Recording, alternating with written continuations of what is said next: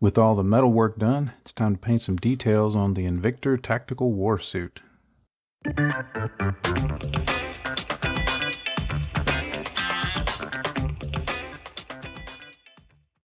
Now, if you watched the first episode in this series and you're wondering, hey, where'd all the black paint come from? I put that on there for two reasons. One, so that when I begin painting the blue armor and the other colors, that there would be a solid, consistent color underneath to set the tone for the whole thing. That was one reason for it. The other reason was I just thought it would look better in the YouTube thumbnail to have the parts that weren't metal painted in. So that's why I put that over it. I'd originally primed it in black, so it's just kind of resetting everything that's non-metal back to the original primer color.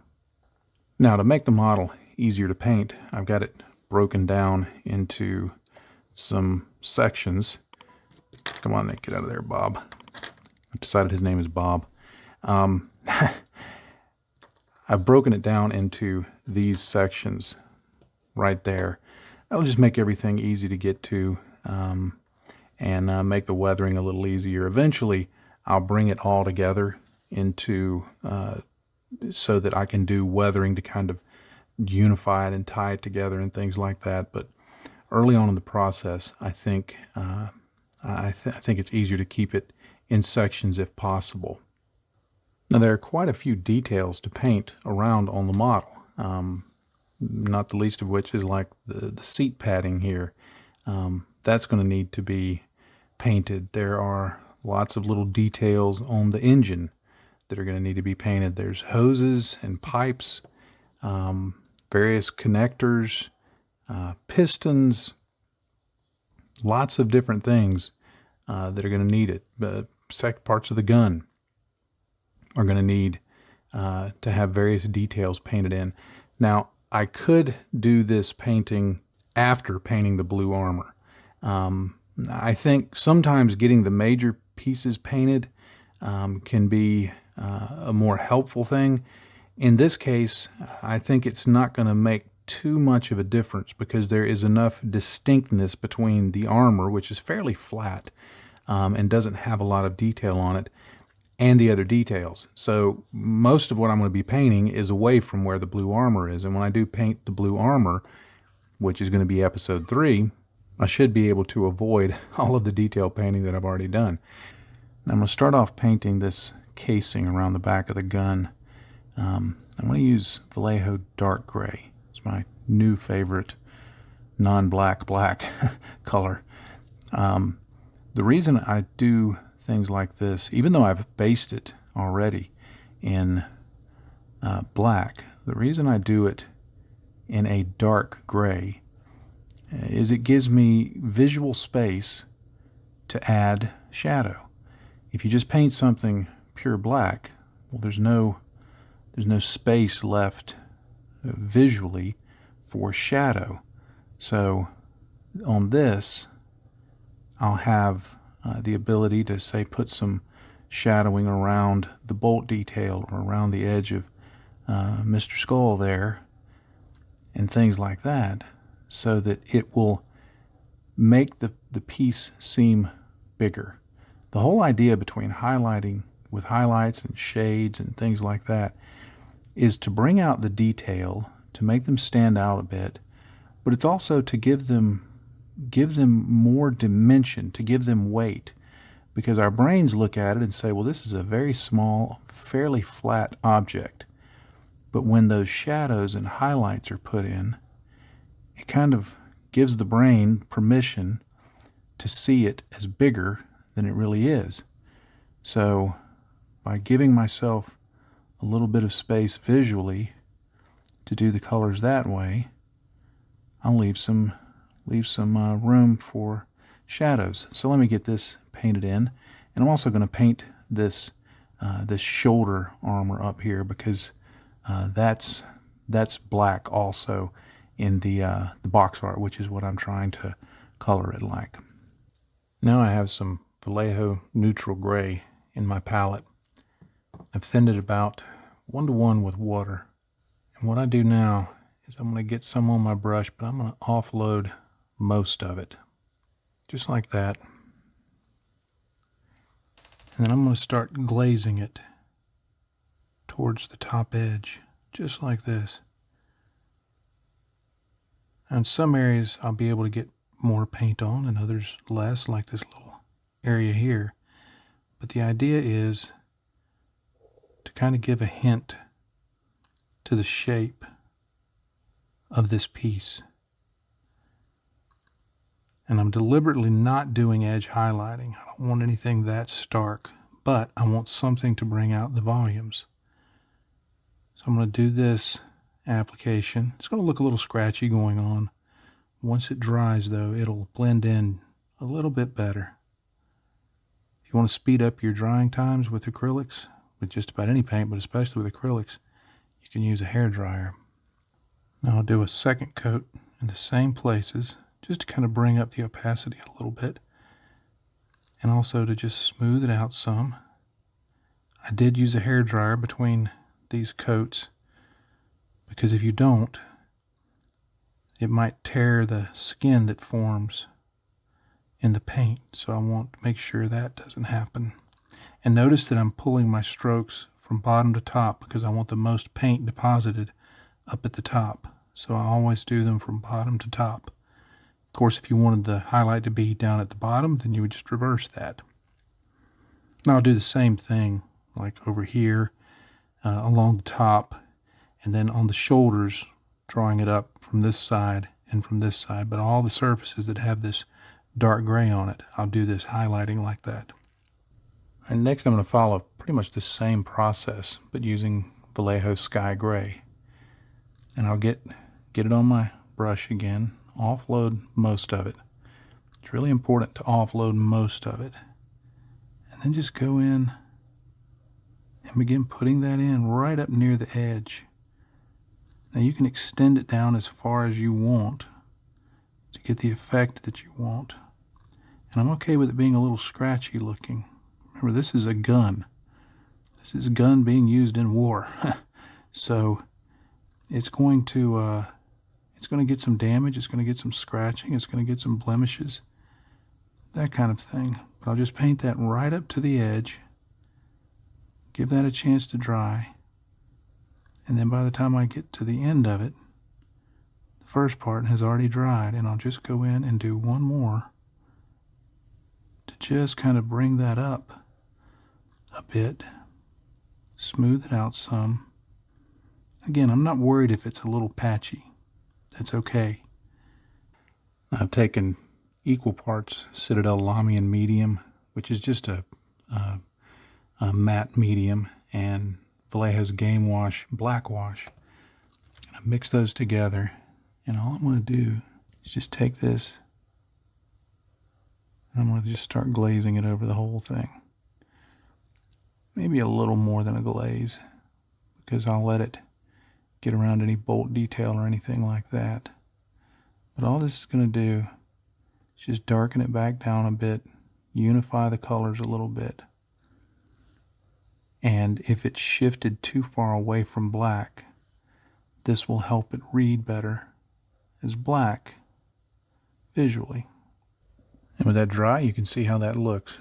It's just a real simple technique of just applying a few colors and then kind of blending them back with a darker, thin shade. And you can use this on so many different areas and colors. You can put effects underneath, scratching, abrasions, stippling, all sorts of things. But just building up varied colors, colored layers like that, just glazing them on and then glazing over a final wash can really help bring out some depth in any piece of a model. Now I'm going to paint this seat padding in Vallejo Leather Brown. Now if you're asking yourself, why are you painting that? Because it's going to be covered up by the pilot and nobody's going to see it. Well, good question. Number one, because I like painting leather. I just find it fun. But number two, it's good practice. And you know, one of the keys to growth in the hobby is experience. And you can get experience by painting things even when they aren't going to be seen. So this is one of those little places. It's fun. It's a good experience. So let me get this based. Now using this Vallejo saddle brown, I'm going to wipe most of it off of my brush. And it's not thinned with water, it's just straight out of the bottle. And what I want to do is just do something kind of like a dry brush from the top down. But I want it to be less of an edge highlight and more of kind of a distressed leather look. You know how leather seats get, that they have a little bit of a crack in the pad, or, you know, some breaks in the texture, things like that. So this is just kind of establishing some things like that, just a little bit of texture on it. I'm just going to do this from the top edges down. All right, I've mixed some Vallejo saddle brown with some ivory, Vallejo ivory. What I'm going to do now is, just using this liner brush, I want to come in and just introduce some more texture around the seat padding, but this time I'm going to do it through a series of just streaks and stipples and things like that to represent little wrinkles in the fabric or in the leather. It's not a real high contrast look, but just something to introduce a little bit of texture across the surface. Now I'm going to use a Citadel contrast paint called Snakebite Leather, and I'm just going to put this all over everything I've already done. It'll tint it to a little more of an old leather look and allow the texture that I put on to show through. And I'll put it on there a little thick. This is not thinned at all. I'll put it on there a little thick and then just spread it around on each of the pads.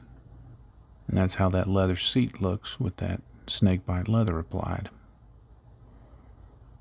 Now there are a number of hoses across the model. Some here on this gun part, some underneath here, then different types back here. And notice that there's some that are smooth and some that have the articulation in them, the texture on them. So I'm going to paint those different colors. The smooth ones I'm going to paint red. Now I'm going to base coat them in Vallejo Gory Red. It's one of their colors from their game color line. Now to give them a little volume, I'm going to paint on some Vallejo Flat Red, but just on the areas that would be exposed to more light. And finally, I'll use some Citadel Evil Sun's Scarlet to just give a little bit of extra pop to the most upturned areas. It's not a huge jump in brightness from the Vallejo Flat Red to this, but it's just enough that it'll add some extra volume and shape to it. Here you can see how those reds look. Right there. And you see it just gives it just a little bit of shape and all of that. Right there. Just a little visual interest. This little gear and skull emblem needs to be white and black. Half the skull needs to be white and the other half of the gear needs to be white, so that there's black and white on one side of one and black and white on one side of the other. Anyway, probably wasn't a real good description. But to make it easier to paint the white on, I'm going to start off and I'm just going to paint the whole thing Vallejo Sky Gray.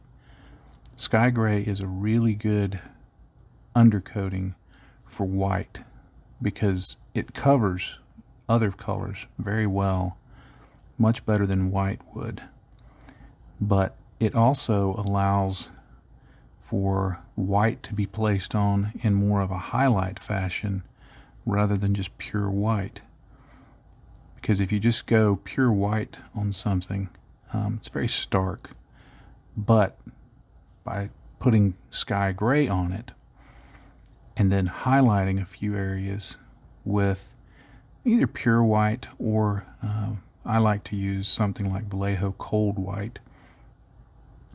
Then it just gives us a little more of an interesting look. If you just start with pure white, you have nowhere to go in terms of highlighting. And obviously the black that I paint over this will cover right over it. So I'll get that painted on here, let that dry, and put one more coat on. Now I'm also going to put some of this sky gray here. Even though this is not going to be white, it's going to be more of a dingy white, as you'll see. By base coating it with this sky gray, I can make sure that it's ready for the next paint to go over it. Now before I get to painting the white, I'm going to go ahead and paint in the black. Although this is actually Vallejo German gray. Now I'm going to need to do most of this off camera, but I'm going to just paint in half of the gear over here with the German gray, and then half of the skull with the German gray on this side. And I'll show you why I'm doing it in this order rather than doing the white next in just a second. Now my hands shake fairly considerably, even when I'm bracing it. People say, oh, you just need to brace your hands. Trust me. Trust me. I brace my hands. I get it on the table. I get right down to it. I do all the things you're supposed to do. I'm just getting older and my hands shake. That's just part of life. But anyway, you can see I've made a few little mistakes there. What I'm able to do now is go back with the sky gray and just touch a little bit of paint in those areas so that I can make sure that it's a little neater than it is now. Then I can go back and highlight with the white. Now with that neatened up a bit, I can go back in and just use some Vallejo Cold White to add some additional highlights to this area, just to give it a little volume. And in the black areas, I'll just do a little bit of a highlight with a mix of the German gray and a little bit of neutral gray, just to give a few highlights here and there. Now I'm going to use this Vallejo Game Wash Pale Gray. And all I'm going to do is just right here around this edge here, I'm just going to paint that in to give a little bit of separation there. And then I'm going to wick the paint off my brush, or the wash rather. I'm just going to go in here and wick it up from the black area. And if I need to touch it up again, I'll just go and do that. And after a little cleanup, I'll call that good enough for government work. As the guy said to Babe at the end of that little movie, that'll do, pig. That'll do. Now for this skull on the gun, I'm going to base it now in Ushabti-bone from Citadel, and that'll go over it very nicely because of that sky gray underneath. Now I'll highlight it with just a little bit of Citadel Screaming Skull that's been lightened down with just a touch of that Vallejo Cold Gray, or Cold White rather, that I had on my palette. Now I'll use some of the black Game Wash to just kind of reestablish that dark perimeter like that. I'll also drop some down in the eye sockets, down where his teeth are. Just like that. Probably do one more coat just to make it look right. Alright, it's still drying a little bit, but I can live with that. Now I'm going to paint the hoses that have these ribs on them with this AK Interactive number 9 olive drab. I don't know what happened to numbers 1 through 8, but I'm going to use this number 9 olive drab as the base. Now if you're wondering if there's some special artistic reason for choosing this, no. I got this in a modulation set from AK, and I decided to go ahead and put it to use because I just wanted to give it a try. So no special reason, but I'm going to base it with that number 9 olive drab. Now I'm going to switch to this AK Interactive brownish green, which is 2 steps up in terms of modulation from that number 9 olive drab. And what I'm going to do is try to just very carefully paint just the ribbed portion like that. I'm going to have to do most of this off camera so I can get right up on it and see what I'm doing. Now I've mixed 1 part of this Lamian medium, which is just paint without color, and this Athonian camo shade, one of the shade colors from Citadel. It's approved by Athonians everywhere. But the reason I mix it down with a little bit of the Lamian medium is I want it to really settle into the recesses and pull away from the highlights. So it'll work actually kind of like a contrast paint. I could have used a contrast paint here, but I just didn't have a dark enough green one for my tastes, so I went with this.